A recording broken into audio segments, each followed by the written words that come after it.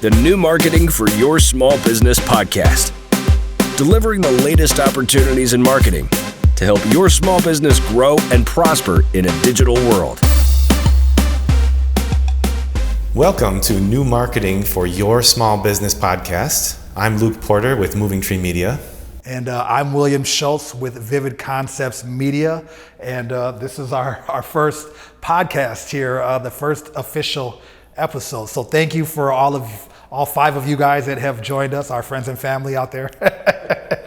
But no, seriously, today's episode is just going to be about how Luke and I met and how we came up with the concept for this podcast. And, I think, Luke and I both have a background in marketing and content creation. And we just thought, hey, man, this would be something that we could bring to the table. We both had a strong desire to really connect with other small businesses out there and really bring some value into how you can market your business. Maybe you can kind of talk about how we first met. Yeah, so we met in a networking group, and I was there as a featured presenter, and I was talking about LinkedIn. I did just a little 15-minute presentation about LinkedIn best practices, and right away, William jumped in and was like, man, I've been waiting for someone to come along who saw things the same way I did about LinkedIn. Like you nailed it. I've been drilling into these guys for months, and you just came in and nailed it. And ever since then, we've been following each other on LinkedIn. Yep. We've been watching each other's content, and we just decided one day, this could be something more. Yeah. This could be something more. We should be working together on stuff because we got that same mentality. Yeah. So then what happened is then Luke reached out to me on LinkedIn one day, and I think probably more so to talk about maybe doing some content and stuff together. And as we were talking, I was like, man, he loves Gary Vee. I love Gary Vee. We both really believe in content and using content to build your brand and your marketing. And so we had this great talk, and we're like, yeah, man, let's do something together. Let's help each other. He loves video editing. I don't like it so much. I don't mind doing copy and like company research. That's not really what he likes doing. So we're like, man, we might be able to do something together. So the next day I was at the gym and I was on the elliptical machine, and man, it just hit me like a lightning bolt. Oh my God, we should do a podcast together. So I recorded this long ass video and I sent it to him, pitching him on why we should do a podcast together. And so this is kind of what we came up with, man. And he was all for it. And so we came up with the podcast name and the podcast concept. So maybe you want to talk a little bit about what this concept of the show is and maybe what we're trying to convey to the audience out there. Yeah, absolutely. I had always wanted to do a podcast for just myself, and I didn't want to just be me blabbing about all the stuff that I know. I wanted to pull other people into it as well. So what I had always wanted it to be was bringing in these local small business owners and just having a discussion about what's been working for them for marketing, what they're noticing in the Twin Cities market and beyond, what new trends are they jumping on, and just bringing in different people and learning from them, and also hopefully being able to help them out with their own marketing and their small business too. Yeah, and I think that's the thing where we're both very passionate about small businesses and small business owners and small business ownership, because we're both small business owners and we work with a lot of small businesses, and we feel like this is a way we can bring a lot of value to people. One thing I think Luke would agree is that a lot of small business owners are great at operations, great at building their business, but they don't know how to market it. And furthermore, they don't know how to market it with today's technology and today's media capabilities. So many of them are stuck in the mindset of sending out mailers, email marketing, which is still a viable, solution to marketing. Don't get this wrong here, but spending, $10,000 on a billboard or a newspaper ad where you don't know who's really going to see that stuff versus spending that $10,000 on a business that might follow you around for a whole year with cameras and taking pictures and videos and documenting your process is a much different way of looking at marketing and a new way of looking at marketing. That's what we kind of want to help convey to our audience and hopefully teach you guys how you can do some of that for yourself and work with let other small business owners talk to you guys about how they're marketing their businesses as well. Yeah, that's a good point. And I think one thing that I've certainly run into a lot is the small business owners. They know they need to have the social media presence. They know they need to be, even right now, jumping on the TikTok trend. They know they need to do these things. They just don't know how to do it. And they're so busy and their time is so limited that they want to make the best investment for that little bit of marketing time that they have for themselves. Yeah, absolutely. What do you think are probably some of the biggest challenges small business owners are having right now in terms of wanting to market their business or wanting to get into social media? I think a big one is they don't know which platforms to be on. There are so many right now, like Twitter, Facebook, TikTok, Instagram, LinkedIn, YouTube, and those are just the 6 big ones. There's smaller ones as well, and it's just it's overwhelming for a small business owner. Like, do I need to be on all of these platforms right now? How the hell am I going to have time to be on 6 platforms regularly? Yeah, and run your business, do payroll, find your vendors, deal with new customers, yeah. So it's difficult. I'm sorry to cut you off there. No, that's cool. And I think that's the first roadblock is which platform should I be on and what's the strategy for those platforms? Yep. And then, to take that a step further. So once you decide like what platforms you want to be on, then you got to think like, what do I use hashtags? What hashtags do I use? Because like, if you think about it, LinkedIn, they don't like a lot of hashtags. Like you should probably keep your hashtags to LinkedIn to like a minimum of 3.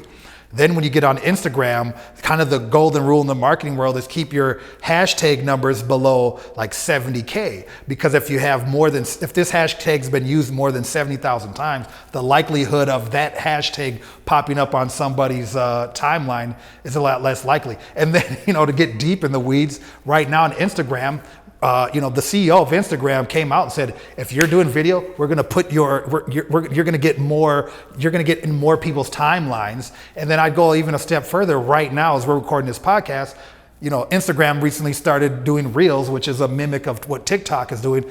And I'm posting, my Reels are getting 3 times as much run as my regular videos. I would normally just post to my page. So how does a business owner keep up with all that? And maybe, something else you could talk about, which was new to me, is engagement. Maybe talk about some of the stuff you do with engagement and how, and just not a deep dive, but kind of like, how you're helping build organic bases for your clients. Yeah, that's for Instagram. The absolute best way to build a following is to be hitting up your potential customers and clients and commenting on their stuff. Where I see a lot of small businesses, they post on Instagram and then they just go do whatever marketing they need to do. They just don't do anything else on the platform. And honestly, that is just a waste of time on Instagram. If you are only posting and doing nothing else on the platform, you're not going to grow this audience.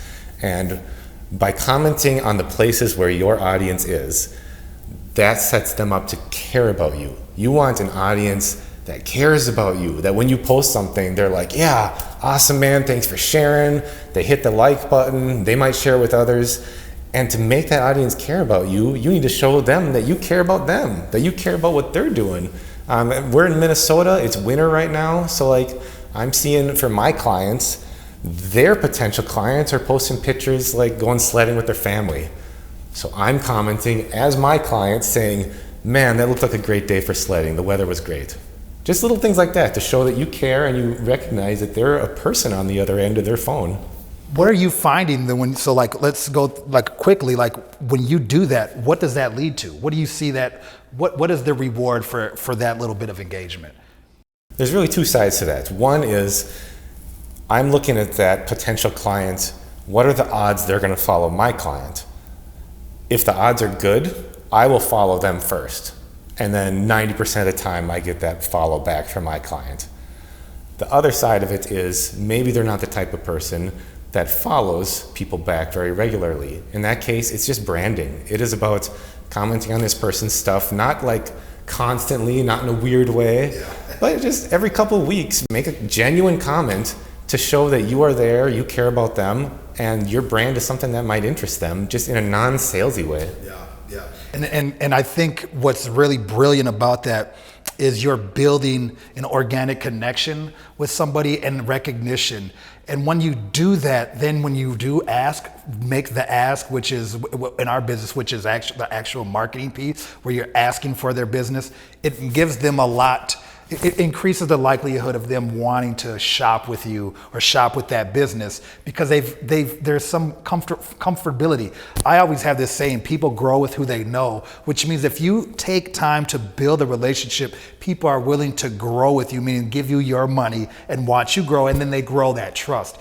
To me, and this is just my personal philosophy, I believe sales is trust and marketing is the process of gaining that person's trust. Well, no, let me back that up.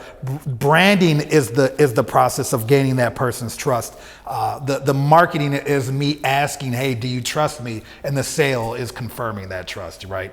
So I think that's a great technique that you're using that's helping you really build your clients' organic reach. What are some other things that you do in your business? And we'll get into that when we do our other stuff, but maybe what are some other things that you see that we can bring value, that our podcast will bring value to our audience? Well, you brought up some great stuff about trust there. And for example, I have a client who is an estate planning lawyer.